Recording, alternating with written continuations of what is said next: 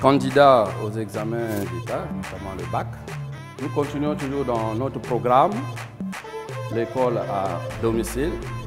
Cette séance, la séance d'aujourd'hui, va concerner le thème interférence lumineuse. Le cours avait déjà été exécuté et nous sommes à la phase de correction, la correction des exercices. Vous allez suivre, je vais procéder à la lecture de l'énoncé que vous avez au tableau. Je disais que l'exercice concerne les interférences lumineuses. Voici donc le contenu. Une source S monochromatique de longueur d'onde lambda égale à 420 nanomètres. 420 nanomètres. Éclairé, ou disons, éclaire deux fentes F1 et F2, distantes de petit a égale à 1 mm. Situées dans un plan vertical, distant de F, qui est la fente principale, distant de F, de petit d égale à 1 mètre. Un écran E vertical est placé à une distance grand D égale à 2 mètres des fentes. On observe des franges d'interférence sur l'écran E. 1. Calcule la valeur de l'interfrange. 2. À quelle distance de la frange centrale se situe le centre P de la 8e frange brillante et le centre Q de la 6e frange obscure. Troisième question. On déplace la source principale F, grand F, de 1 cm vers le bas. Dans quel sens et de combien se déplace la frange centrale? Et enfin, la quatrième question, donc la dernière. La source est ramenée à sa position initiale. La largeur du champ d'interférence est grand L égale à 25 mm. Combien de franges brillantes observe-t-on? Alors, mes chers candidats, c'est une application donc, du cours sur les interférences lumineuses. On a fait beaucoup de commentaires. Les interférences lumineuses mettent en évidence la nature ondulatoire de la lumière. Il faut dire la lumière est une onde. Et l'étude ou, disons, l'observation de ce phénomène se fait à travers l'expérience des fentes de Young. Fente de Young, partant d'une fente principale, vous avez deux fentes secondaires, F1, F2, et à une grande distance grand D, nous avons l'écran qu'on place pour recueillir donc les observations que nous avons eu à faire sur ce qu'on voit sur l'écran, donc l'apparition de façon alternative des franges brillantes et des franges sombres. Alors, de tout cela, on est donc prêt à déballer, question par question, notre exercice. Alors, donc, la première question, on nous demande de calculer l'interfrange. Donc, calculons l'interfrange que nous notons souvent petit i. Alors là aussi, je vais rappeler quelque chose qu'est-ce qu'on appelle par interfrange?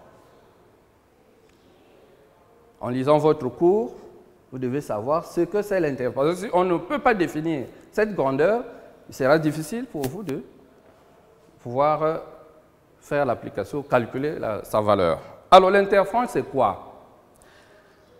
Puisqu'on a dit à l'écran, nous avons des franges brillantes et des franges qui alternent avec les franges obscures sur une certaine largeur. Je ne vais pas tout mettre. Voilà.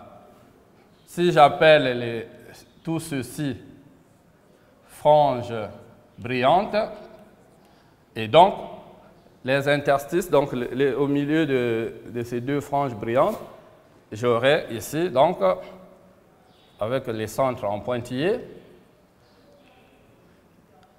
et comme je peux aussi indiquer ici les centres des bandes brillantes ou des franges brillantes. Alors, j'indique ici, donc, là, j'ai des franges obscures, donc non éclairées. Frange O obscure. Alors, c'est que c'est l'interfrange, c'est la distance séparant les milieux de deux franges consécutives de même nature.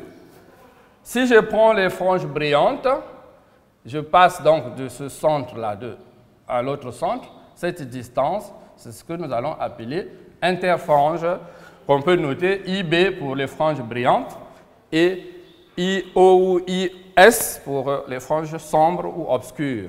Alors donc vous voyez bien, cette distance c'est l'interfrange. Voilà donc l'interfrange ici définie avec les franges brillantes, mais c'est la même définition pour les franges obscures. Si nous prenons les franges obscures, voici leur milieu en pointillé ici. Et donc, quand je partirai donc de ce milieu, j'aurai ici aussi la même grandeur que nous allons calculer, l'interfrange entre donc les franges sombres ou obscures, donc IO, et là aussi, vous voyez. Alors, ce n'est pas parce que j'ai mis les indices, mais c'est la même grandeur en disant IB égale à IO, et c'est ce que nous notons I. Alors, comment nous allons calculer, en revenant ici, comment nous allons calculer l'interfrange? On nous a donné la longueur d'onde donc de la lumière monochromatique, donc c'est une source monochromatique. On nous a donné donc lambda, la longueur d'onde, c'est 420 nanomètres. Et nous savons que 1 nanomètre, ça fait 10 puissance moins 9. Donc on aura 420 fois 10 puissance moins 9 mètres. Alors, le nombre, la notation scientifique veut que ce soit un chiffre avant la virgule, on ne peut pas avoir 420. Donc, si je crée la virgule, je vais donc diminuer la puissance ici, de 2 chiffres. Donc ici, ça descend à 7. Donc j'aurai 4,20 fois 10 puissance moins 7 mètres. Voilà la bonne écriture. On nous a donné donc la longueur d'onde et on nous a donné la distance entre les deux fentes F1, F2. Donc F1, F2. Qu'on note petit a égale à 1 mm. Et là aussi en mètres, ça nous fera 10 puissance moins 3 mètres. Ensuite, on nous a donné la distance entre le plan qui porte les fentes, donc les fentes F1, F2, et l'écran. C'est la distance grand D qui est égale à 2 mètres. 2 mètres. Voilà. Alors pourquoi j'ai rappelé ces données? Tout simplement pour calculer l'interfrange. L'interfrange qui peut être noté IB ou IO, c'est tout simplement égal à la longueur d'onde de la radiation lumineuse fois la distance grand D sur petit a. Voici donc l'expression pour calculer l'interfrange.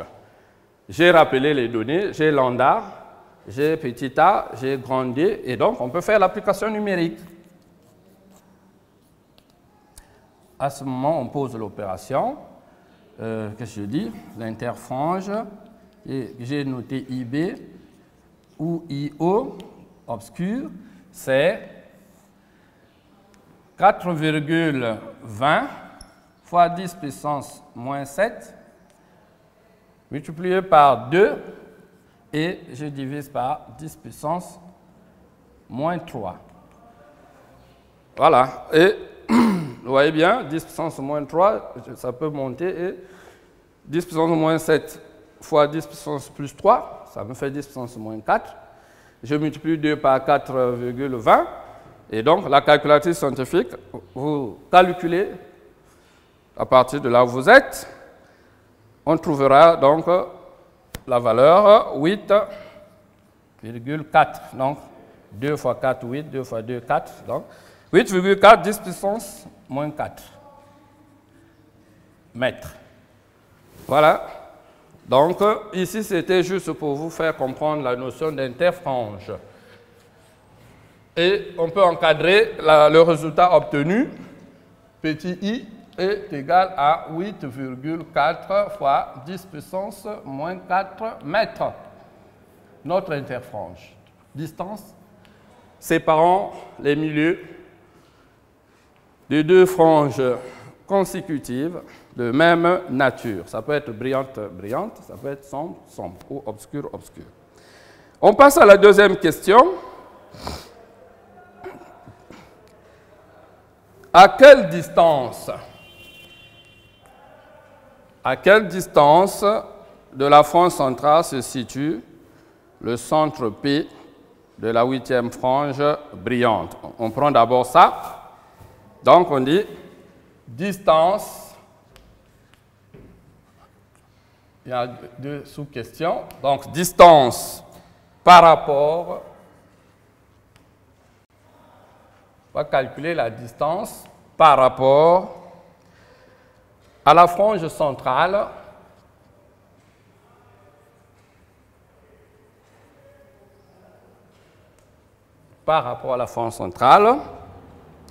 où se trouve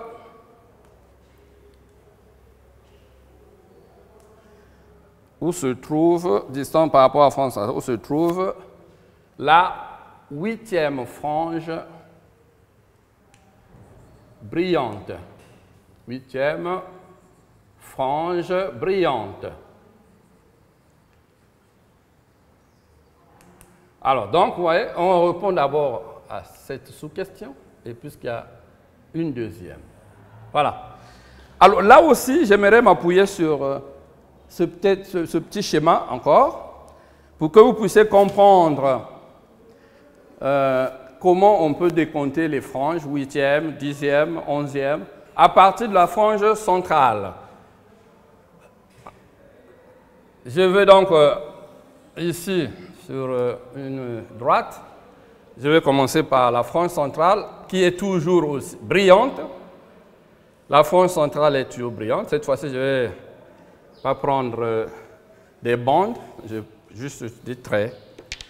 Donc, la frange centrale qui est brillante et je mets les autres franges brillantes à égale distance les unes des autres jusqu'à la 8e. Sachant que la frange centrale a pour ordre d'interférence k égale à 0. Donc, je les aligne. Ce que je trace là sont pour moi les franges centrales, les franges brillantes. Voilà. Ici, donc, j'ai tout ceci, les franges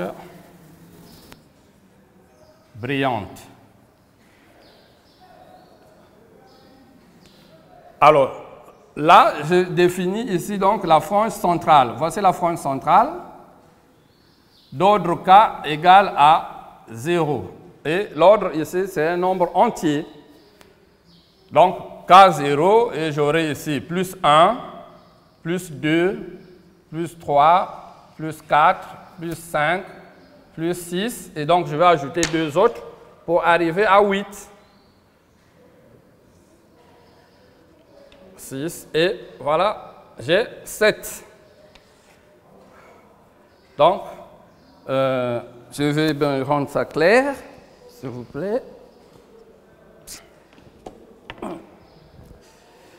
Alors, il faut que ça soit propre. Donc, je dis 0, plus 1, plus 2, plus 3, plus 4, plus 5, plus 6, plus 7 et plus 8. Ici, donc, ce sont les différentes valeurs de K. Et donc, la huitième, nous prendrons K égale à 8. Et donc, je disais que tout ceci, donc, je vais indiquer tout simplement des flèches, comme ça, quelques-unes, vous les voyez bien. J'appuie sur la craie pour que vous puissiez bien distinguer les franges brillantes aux franges sombres. Voilà. Je m'arrête à 8. Donc ici, j'appelle ça frange brillante. Puisque je ne parle que des franges brillantes. Et il y a donc à déterminer la distance par rapport à la frange brillante qui est là, qui sépare la frange brillante au milieu de la huitième frange. Donc, c'est cette distance-là qu'on nous demande. Cette distance. On peut la noter X, puisque je peux dire que c'est sur l'axe OX que nous avons représenté nos franges, et X va donner la position de chaque frange, qui n'est autre que, partant de la frange centrale, qui n'est autre que la distance dont on nous demande. Donc, je vais appeler ça X 8, voilà, huitième frange, X 8. Alors, c'est quelle relation qu'on va utiliser? On va utiliser donc l'ordre d'interférence. P, pour les franges brillantes, c'est la différence de marche sur lambda. Différence de marche sur lambda. Et donc, ça va nous permettre de trouver le X. Et la différence de marche, dans le cours, on a démontré que c'est égal à A petit a fois X sur grand D. Donc, la distance entre les deux fentes fois X, je vais mettre 8 sur grand D et je multiplie par lambda, D fois lambda. Et l'ordre d'interférence n'est autre que la valeur de K. Donc, P égale à K. Et donc, je peux trouver X8 qui sera exprimé en fonction de K. Mais entre-temps, si vous regardez A sur D fois lambda, c'est carrément l'inverse de l'interfrange. Lambda D fois A, c'est l'interfrange. Donc, je peux aussi écrire que K, c'est tout simplement X8 sur l'interfrange. Ici que je peux noter IB, j'ai dit la même valeur que IS ou IO. Et pourquoi je mets ça? Parce que je connais déjà l'interfrange. On a calculé déjà l'interfrange qui est là. Donc, on peut exprimer XI en fonction de K fois l'interfrange pour le cas des franges brillantes. Et j'ai dit K égale à 8, parce que c'est la huitième frange brillante. Et on passe à l'application numérique. X8, qui est donc la position de la huitième frange par rapport à la frange centrale, qui est là. Donc ça, c'est la frange centrale, qui est brillante. Toujours brillante. Il n'y a pas de frange centrale sombre ou obscure. Et donc, ça me fait 8 multiplié par 8,4 fois 10 puissance moins 4. Alors, donc, vous calculez, on obtiendra 8 fois 4, 32, 8 fois 8, 64, donc 6, on aura donc 6,72. 6,72, 10 puissance moins 3.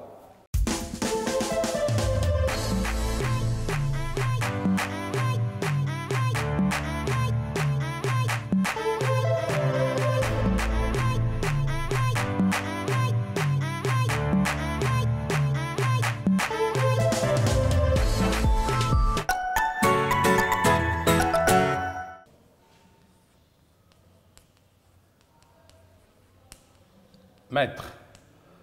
Ça veut dire que le centre P se trouve à, donc, le centre P de la 8e frange brillante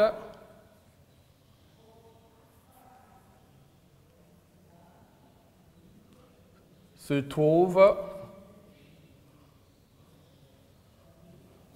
à 6,72 fois 10 puissance moins 3 mètres en millimètres, ça fait 6,72 millimètres du centre de la frange brillante centrale.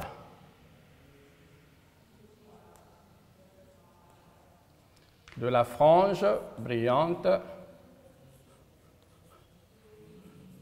centrale. Voilà. On a trouvé donc cette distance et on passe à l'autre sous-question. Distance par rapport à la frange brillante centrale ou la frange centrale brillante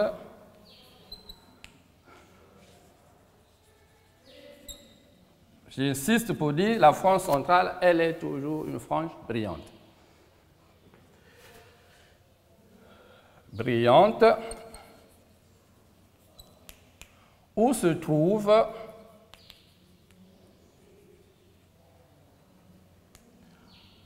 la 6e, ou disons où se trouve le centre Q, là je n'ai pas mis, hein, je dis le centre Q de la 6e frange sombre. Voilà. On a traité pour le cas de la frange brillante, donc la 8e, par rapport à la frange centrale. Là aussi, on revient à notre petit schéma. Toujours en partant de la frange centrale, l'ordre K, c'est des nombres entiers. Pour la frange sombre ou obscure, l'ordre K devient un demi-entier. Alors donc, je vais intercaler entre franges brillantes, deux franges brillantes, une frange obscure que je mets en pointillé. Donc, vous voyez ici, c'est la première frange obscure ou sombre entre la frange centrale et la première frange brillante par rapport à la frange centrale. Voici la première frange sombre. La deuxième, toujours au milieu des deux autres. Deuxième frange sombre. Troisième frange sombre. Quatrième frange sombre, il faut bien suivre. Cinquième frange sombre. Et donc la sixième frange sombre. Vous voyez? Frange centrale. Donc en partant de la frange centrale, elle qui est brillante, voici la première frange sombre, la deuxième, la troisième, la quatrième, la cinquième, la sixième. Donc, sixième frange sombre. Alors, en réalité, quelle doit être la valeur de K? Vous voyez, si ici on dit l'ordre K, mais K ici c'est 0. Donc, nous avons ici K plus 1, K plus 2, K plus 3, K plus 4, ainsi de suite pour arriver jusqu'à la 8e. Frange brillante, maintenant pour la frange sombre, vous voyez entre 0 et plus 1, nous avons demi, 1 sur 2. Donc, ça veut dire que K plus 1 demi, l'ordre ici, si je m'arrêtais là, K serait égal à 0 pour arriver à la première frange, on ajoute 1 demi. Alors, donc, vous voyez, 1 demi, vous aurez ici K plus 3 demi. Donc, là, vous aurez donc les demi entiers, 1 demi, 3 demi, 5 demi, 7 demi, 9 demi, et on arrive à, puisque on va de demi à demi, donc 1 plus 1 demi, ainsi de suite. Vous ajoutez 4 demi, et on arrive là. Et vous voyez que le cas qui doit entrer dans l'expression, le cas, lui, auquel on ajoute 1 demi, sera donc k égale à 5, aura pour valeur k, qui est un entier, c'est 5, auquel on va ajouter 1 demi pour avoir la 6e frange. Donc là aussi, en passant par l'ordre interfrange, P, pour le cas des franges sombres, toujours on dit delta, différent de masse sur lambda, et l'ordre en question, c'est K plus 1 demi, qui, en remplaçant la différence de masse par A fois X de cet ordre, comme je dirais 6e, donc 6 sur lambda fois D, qui n'est autre que X 6e sur I, l'interfrange. Pour le cas de frange sombre, je peux mettre IS ou tout simplement I. Donc il n'y a aucune différence. C'est juste pour dire que bon, je parle de frange sombre et je peux indicer IS. Frange brillante, je peux indicer B, mais comme on peut mettre tout simplement I.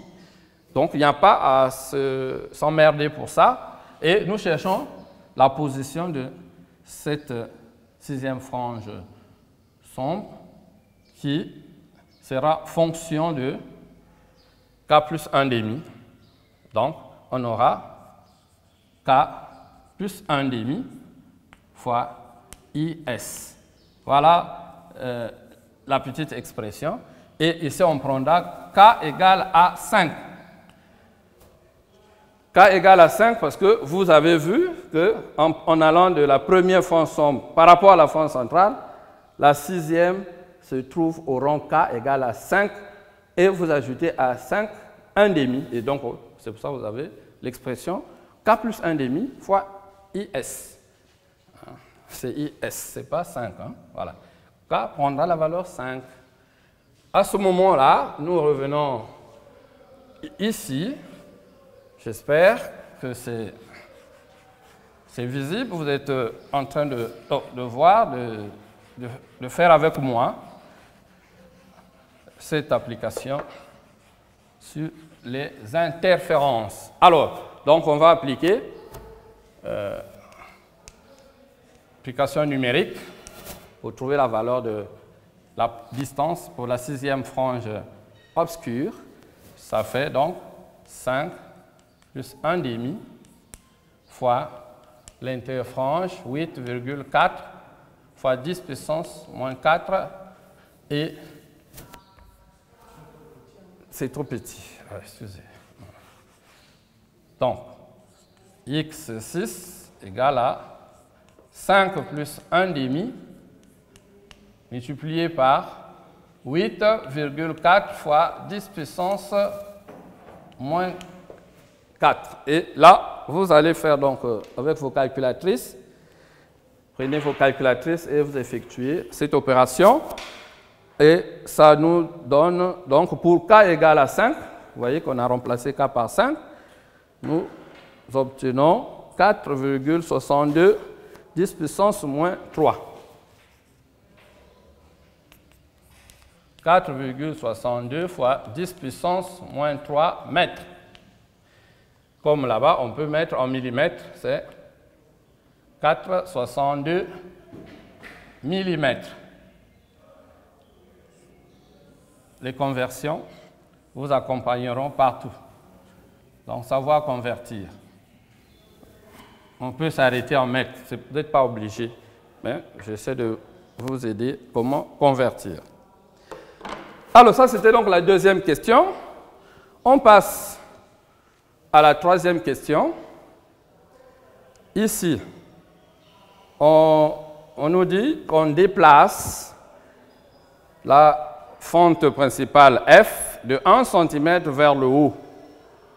Et il y a deux sous-questions. Dans quel sens et de combien se déplace la frange centrale? Voilà, donc troisième question. Ici, on nous demande donc le sens de déplacement et de combien. Sens de déplacement de la fente principale.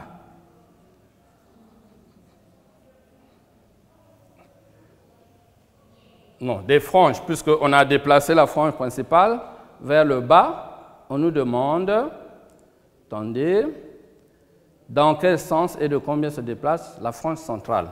Déplacement de la frange centrale. Il ne s'agit pas de la fente est déjà déplacée. De la frange centrale.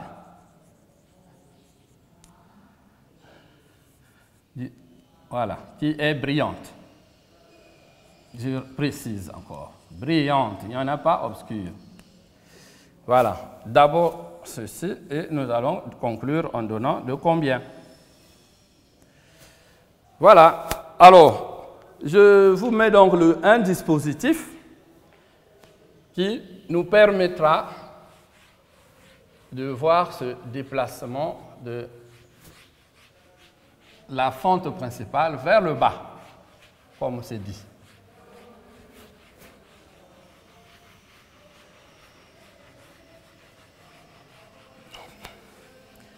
Voilà. D'habitude, la frange principale se trouve donc sur l'axe principal perpendiculaire au centre de l'écran. Voilà ce que j'appelle axe principal. Et souvent, la fente, on la place là. Mais on demande, on va la déplacer. Alors, je vais placer d'abord mes deux fentes secondaires qui sont à égale distance de l'axe principal de 1 mm. Voilà. J'ai deux petites fentes ici qu'on a notées F1 et F2. Voilà. Et l'écran qui se situe à une distance grande D égale à 2 mètres. Voici l'écran perpendiculaire à l'axe principal. Écran. Si j'ose mettre des points, je peux dire ici, je vais mettre O, là. Souvent, l'origine du repère est liée à l'écran pour donner la position des franges que nous venons de donner. Et là, je peux dire O' et la distance de là à là, c'est A, petit a. Et comme je prendrai de là à là, A demi, là aussi A demi. Donc ça, c'est petit a. Et ici, c'est grand D. Et de là au plan des fentes secondaires, petit d. Alors, on nous dit qu'on a déplacé la fente qui devait être ici, la fente principale, vers le bas de 1 cm. Bon, je prends 1 cm, je prends ça au hasard, donc je décale vers le bas et je mets F ici. Vous voyez que F n'est plus sur l'axe principal. Donc, c'est la source principale qui va donc envoyer un faisceau lumineux dont les rayons limites, je prends les deux rayons limites, le rayon passant par F1 qui, lui, va atteindre l'écran et un autre rayon passant par la fente F2. Et chaque fente va se comporter comme deux autres sources qui vont envoyer donc deux faisceaux. Et ici, on ne va pas représenter les faisceaux, mais on va continuer à représenter la suite du trajet suivi par les deux rayons qui limitent le faisceau venant de la fente principale. Et on prévoit que, d'après le cours, le point de rencontre sur l'écran se trouve en haut. Les deux rayons donc interfèrent en un point M. Je mets ici deux rayons pour montrer que c'est deux rayons qui viennent. Voilà. Donc, vous voyez que le déplacement de la fente, qui souvent est là, se fait vers le bas. Parce que ça peut être vers le haut. Voici, vers le bas. De 1 cm. Et on associe souvent à ce déplacement un autre axe. Et l'axe ici, c'est l'axe Y. Et sur l'écran, on a l'axe X'. Donc, la direction de l'écran ici, nous avons OX. Et là, nous avons FY. Voilà donc schématiquement ce qu'on peut voir, sachant que ici, c'est l'écart là, c'est petit d, de là à là, grand D. Et de F1 à M, c'est noté D1. Là, c'est D2. Voilà. Alors, on nous demande donc dans quel sens. Ici, nous allons utiliser donc l'expression de la différence de marche. La différence de marche. Alors, lorsque la frange principale est sur l'axe principal, donc l'axe perpendiculaire à l'écran, passant donc au milieu des deux fentes secondaires, F, là, on a la différence de marche qui ne tient compte que des chemins, le chemin le plus long, hein, la distance donc parcourue par la lumière suivant le chemin le plus long, moins, et cette zone, cette partie-là, la différence s'annule. Mais dès qu'on déplace la fente principale, vous voyez que même en regardant sur le schéma, on peut observer que ici la distance F1 est plus grande et là, elle devient petite et ainsi de suite. Alors, ici, on va utiliser donc l'expression de la différence de marche. Je vais essayer de détailler ça parce que c'est une question fondamentale. Différence de marche. On va regarder ça. Dans cette situation où il y a eu déplacement, la différence de marche qu'on note petit delta tient compte donc, nous avions déjà fait la démonstration, il ne s'agit pas de montrer, mais je vous rappelle les expressions. Lorsque ici la différence de marche est nulle, ici la différence de marche dépend donc du petit a, de la variable x et de la distance grand D. Mais puisqu'on a déplacé, à ce moment-là, ici, ce n'est plus nul. Et à la première expression, AX sur D, s'ajoute l'expression qui tient compte donc du déplacement, qui dépend de l'axe Y. Donc, ici, c'est X, c'est pour ça que vous voyez ici, X. Y, AY sur, ici, la distance, l'écart là, c'est petit d. Voilà. Donc, lorsqu'on déplace la fente principale en bas ou en haut, la différence de marche s'exprime comme ceci. Voilà. Et la conséquence est que quand on déplace la fente centrale, la frange centrale qui, lorsque F n'est pas déplacée, la frange centrale est au point O. Mais c'est lié les deux positions. Lorsque cette fente principale est déplacée vers le bas ou vers le haut, nécessairement, le système de franges qui se forme sur l'écran subit un déplacement, un décalage. Et c'est ce sens-là qu'on va chercher. Donc, la frange centrale au départ était en haut. Alors, on va vérifier dans quel sens la frange centrale se déplace. Est-ce que c'est vers le haut? Est-ce que c'est vers le bas? À partir de cette expression. Donc, qu'est-ce qu'on va dire? On va toujours chercher la position de la frange centrale. Donc, si on se met au niveau de la frange centrale, la différence de marche devient nulle. Donc, pour la frange centrale.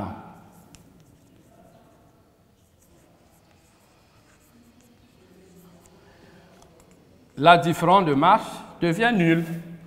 Et si c'est égal à 0, ça veut dire sa position sera donnée par ce qui reste ici, c'est AX0 sur D plus AY, qui est la position de la fente que nous allons chercher sur petit d, égale à 0. Et nous allons donc exprimer, ou disons exprimer effectivement la nouvelle position de la frange centrale après avoir déplacé la frange, ou disons la fente principale, la source principale vers le bas. Alors, il s'agit donc de résoudre cette équation en cherchant la valeur de x0. Nous aurons a x0 sur d égale à moins AY sur petit d. On va simplifier les petits a et nous aurons x0 égale à moins Y fois d sur petit d. Alors, de cette expression, on peut déjà voir quelque chose ici. Alors, on a dit, on a déplacé donc vers le bas. Puisque nous avons un axe que nous avons placé là, nous avons l'axe. En calculant donc cette valeur, on aura une valeur de x0 qui nous témoignera du sens. Alors, puisqu'on nous a dit qu'on a déplacé f vers le bas de 1 cm, donc cet écart-là, c'est 1 cm. Voilà. Y, donc ici, c'est 1 cm. Grand D est connu, petit d est connu. On va chercher à faire l'application numérique. Vous trouvez la position, la nouvelle position de la frange centrale. Donc, moins. Alors, comme on est allé vers le bas, c'est des valeurs négatives. Valeurs négatives. Parce que l'axe est orienté vers le haut. Fait que vous voyez bien. Comme d'habitude, Y', le sens positif, c'est du bas vers le haut. Comme là aussi, du bas vers le haut. Mais nous, on a déplacé la fente principale vers le bas, vers les valeurs négatives. Donc, Y est une valeur négative.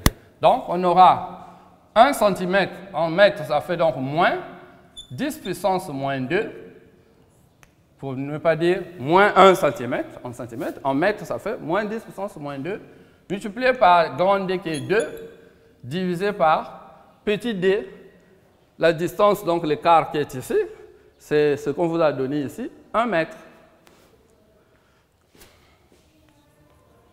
Voilà. Et même sans calculatrice, nous voyons bien que x0 est une valeur positive. Donc, ça fait 2, 10 puissance moins 2 mètres, soit 2 cm. Alors, on voit bien de combien la frange centrale s'est déplacée.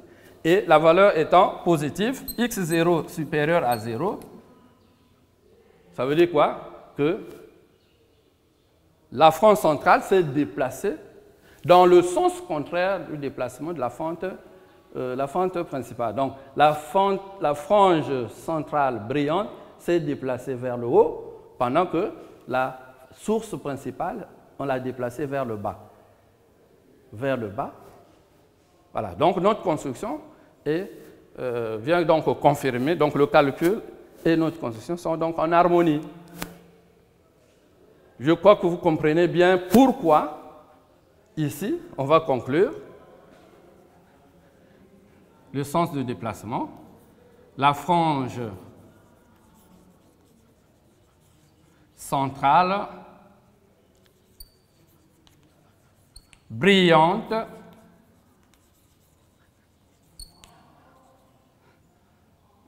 s'est déplacée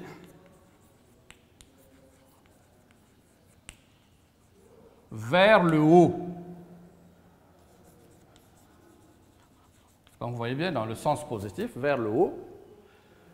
Donc, dans l'intervalle de O à M, ça doit se trouver là-bas, A, donc de combien? De 2 cm vers le haut, de 2 cm. De 2 cm vers le haut. Voilà donc la résolution de cette question.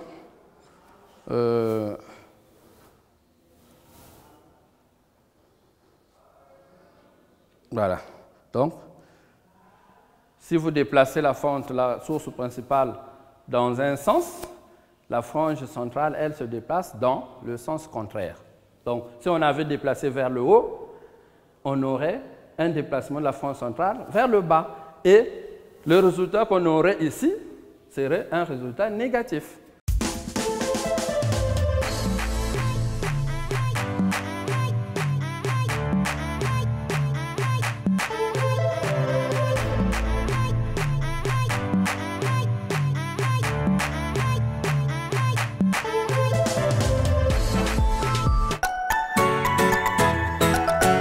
On passe à la dernière question, la 4e, qui nous dit qu'on finit par ramener notre fente, notre source principale à sa position initiale. C'est ça la position initiale.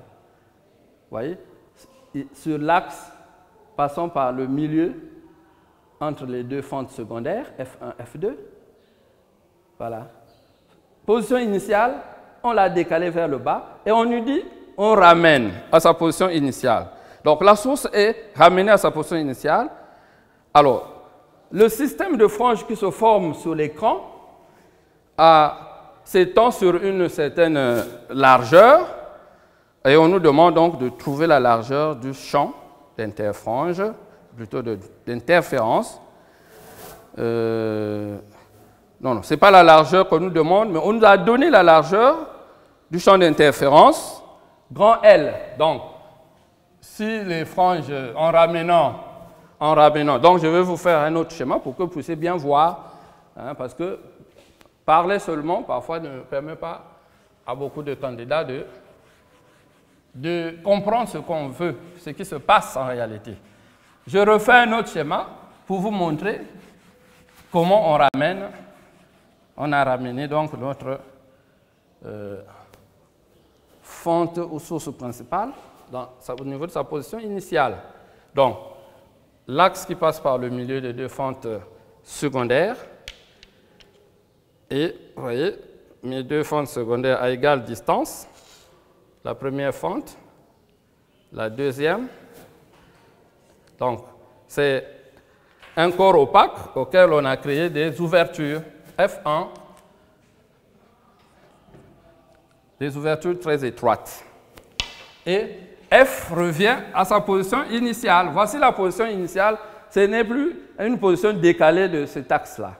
Et nous aurons notre écran là. Voilà. Donc, ici, il n'y a plus de déplacement de la fente principale ou de la source principale par rapport aux deux fentes secondaires. Donc, c'est symétrique. Donc, nous avons ici la 4e question. La question, c'est combien de franges brillantes observe-t-on? Donc, nombre de franges brillantes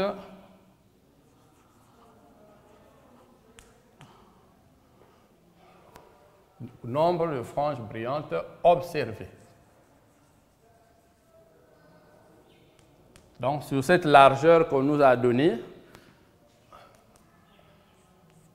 du système de franges qui se forme, à supposer que ça aille de là à là, puisque la frange centrale brillante revient là. Donc, si je prends par exemple cette largeur, sachant que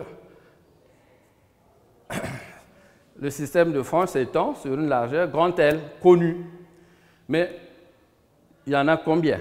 Si je limite ces points-là, M1, M2, entre M1 et M2, combien de franges brillantes compte-t-on?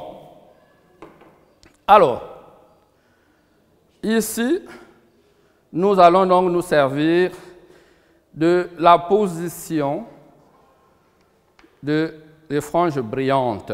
Position des franges brillantes que nous avons exprimée à partir de la différence de marche.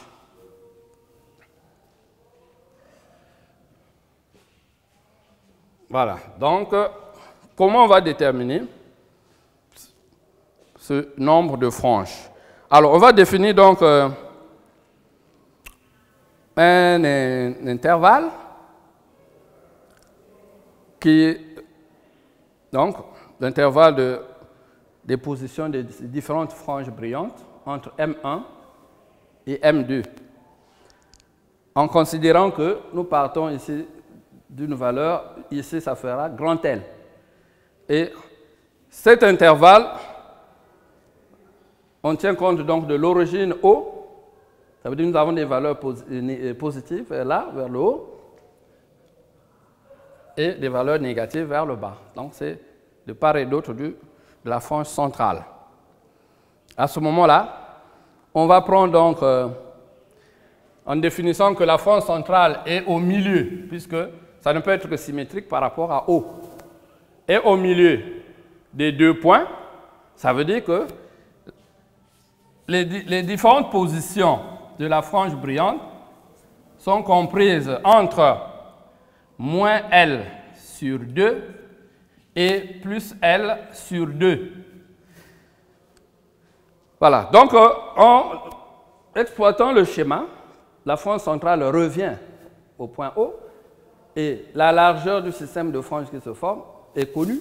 Et donc on peut dire qu'ici c'est L sur 2, là c'est L sur 2, sens positif, sens négatif. Donc XB, les différentes positions de ces franges brillantes sont comprises entre moins L sur 2 et L sur 2. Alors, je crois que l'inégalité, on prend ça de façon très large en mettant inférieur ou égal. Alors, en faisant ça, ou en exprimant les positions, les différentes positions ici définies par XB, on va chercher à remplacer XB par l'expression dans laquelle on trouvera l'ordre d'interfrange dans le cas des franges brillantes. Dans l'ordre des franges brillantes. J'efface ici pour que ce que je vais écrire, que vous ne souffriez pas de bien voir. Alors, nous avons dit que la différence de marche, petit delta, c'est AX sur D. Pour les franges brillantes, c'est égal à ceci. Et l'ordre d'interfrange, ça c'est la différence de marche, exprimée en fonction de la position des franges.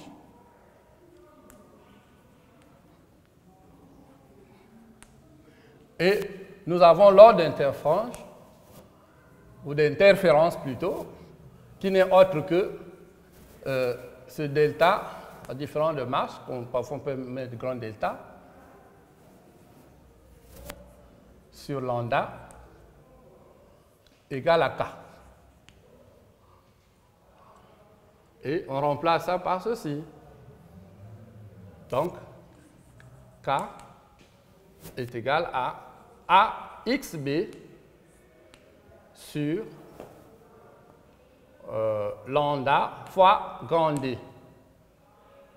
Et dans notre intervalle, nous avons XB. Et nous allons donc exprimer les abscisses des franges brillantes sur toute la largeur en fonction de K. Donc, K lambda D sur petit a. Voici donc XB que nous allons remplacer là. Moins L sur 2, inférieur ou égal à XB, inférieur ou égal à L sur 2. Nous allons remplacer XB par cette expression. Alors, moins L sur 2, inférieur ou égal à K, lambda D sur A, inférieur ou égal à plus L sur 2. Alors nous allons éliminer tous les autres paramètres qui sont au milieu en trouvant donc l'encadrement de K. Et K, on prendra donc les valeurs de cet intervalle. Alors on va donc commencer par... on va multiplier d'abord.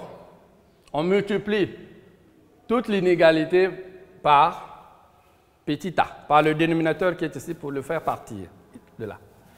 Donc on aura moins a fois L sur 2 inférieur ou égal à K lambda fois D. Je pouvais même utiliser l'interfrange. Bon, allons-y. Inférieur ou égal à plus A fois L sur 2. Alors, j'attire l'attention de certains candidats qui croient que, bon, comme j'ai L ici, L là, A là, et je simplifie. Non, on ne peut pas simplifier. On n'a pas de simplification. Puisqu'au milieu, il n'y en a pas, on ne peut pas simplifier. Donc, on a éliminé le A au milieu. On va éliminer le produit L lambda fois D pour qu'il ne reste que K. Alors, qu'est-ce qu'il faut faire? On divise tous les membres de l'inégalité par le produit lambda fois D. Et nous aurons moins A, L, sur 2 fois lambda fois D, inférieur ou égal à K, inférieur ou égal à A fois L sur 2 fois lambda fois D. Voilà. Je me mets un peu à la carte pour que vous puissiez bien voir qu'est-ce qui se passe. J'ai donc divisé les trois membres, ou disons toute l'inégalité par le produit lambda fois D. Je divise par lambda fois D, donc je multiplie 2 par heure. Donc, mes nombres donc, sont divisés par la même valeur. Et on obtient ceci. À partir d'ici, on connaît A, L, tout le truc. Et donc, on peut, là aussi, vous voyez que A sur lambda D, c'est l'inverse de l'interfrange. Si vous avez suivi la première question, lambda D sur A, c'est l'interfrange. Donc, je peux transformer ça en mettant moins L sur 2I, qui est l'interfrange, inférieur ou égal, pour ne pas avoir trop de calculs à faire. Ici, nous aurons L sur 2 fois l'interfrange. Et nous allons faire donc l'application numérique pour voir l'encadrement, l'intervalle, et tirer de cet intervalle les valeurs de K. K, c'est des entiers, des nombres entiers, négatifs et positifs. Donc, un élément de Z. Ici, K appartient à Z. Alors, on va appliquer. L, on a donné la largeur. La largeur est donnée, c'est 25 mm. 25 mm, donc, en mètres, nous aurons donc moins 25, 10 puissance moins 2, moins 3 plutôt, c'est millimètres, divisé par 2 fois. L'interfrange, on avait eu 8,4, 10 puissance moins 4. 8,4, 10 puissance moins 4, inférieur ou égal à K, inférieur ou égal à 25 fois 10 puissance moins 3 sur 2 fois 8,4, 10 puissance moins 4. Alors, en effectuant donc cette opération, puisque c'est la même opération, à gauche comme à droite, nous trouverons ce qui suit,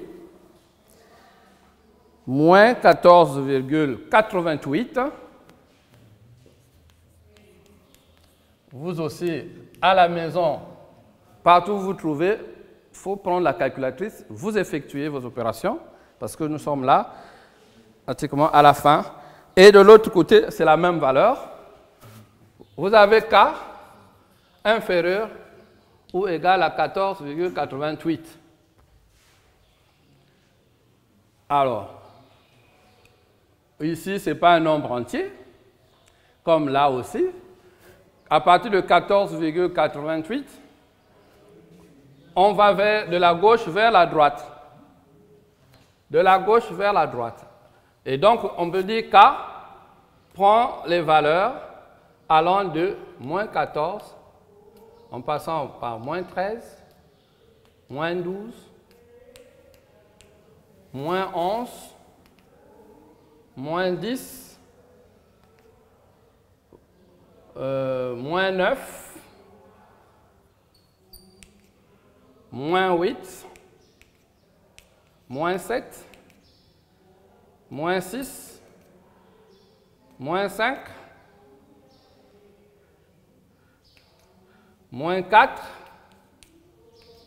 moins 3, moins 2, moins 1, 0, plus 1, plus 2, plus 3, plus 4, plus 5, plus 6, plus 7, plus 8, plus 9, plus 10, plus 11,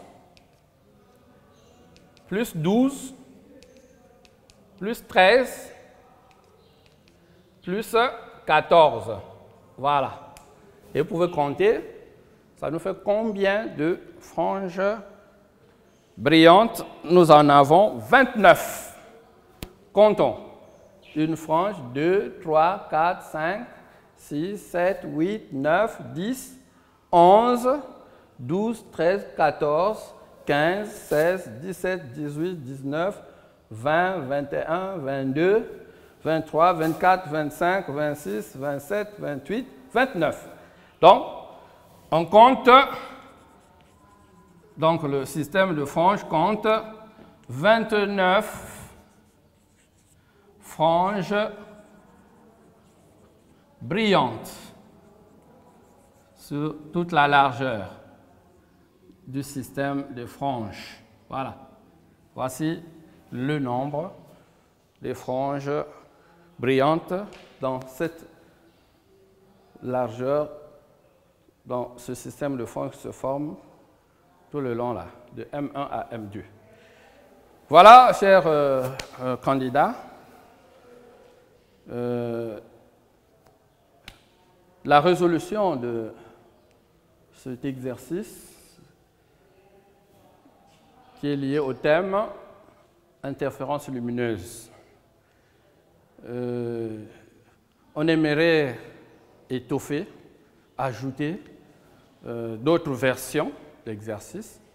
Pour la séance d'aujourd'hui, il fallait bien que vous soyez fixés sur ce que nous venons de voir. Les questions peuvent aussi varier, mais je crois que celles qui sont traitées sont des questions assez étendues qui éclairent déjà une bonne partie du cours. Donc, nous souhaitons que nous trouvions d'autres exercices pour que nous continuions à étoffer, à continuer à vous aider à comprendre tout ce qu'on a dit sur les interférences lumineuses, notamment la nature ondulatoire de la lumière. Chers candidats, chers parents, chers collègues, je suis très heureux de penser que vous m'avez suivi. Et s'il y a des questions, s'il y a des aléas, peut-être nous trouverons d'autres plateformes pour plus d'éclairage. Je me mets à votre disposition pour d'autres occasions. Je vous remercie et c'est fini pour la journée.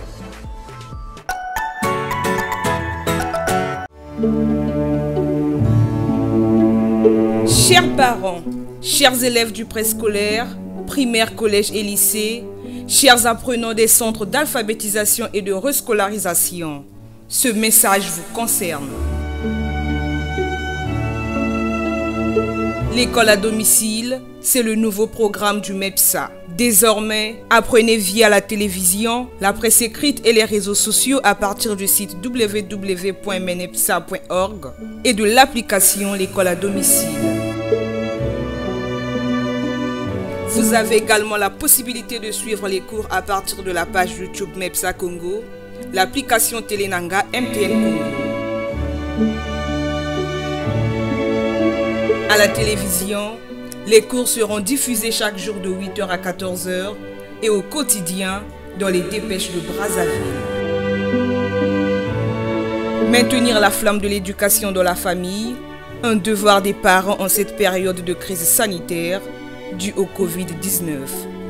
Tous derrière le MEPSA pour sauver l'éducation face à la pandémie du Covid-19.